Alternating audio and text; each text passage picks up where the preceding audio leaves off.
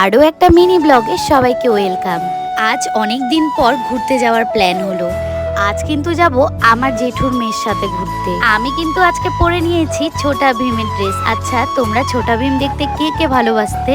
এইদিকে আমি কিন্তু তাড়াতাড়ি করে রেডি হয়ে গেলাম। আর এই রেডি হয়ে চুল বাঁধার পর যখন এই হেলমেটটা পরতে লাগে, চুলগুলো সব এলোমেলো হয়ে যায়, যার জন্য আমার এই হেলমেট পরাটা বড় একটা সমস্যা।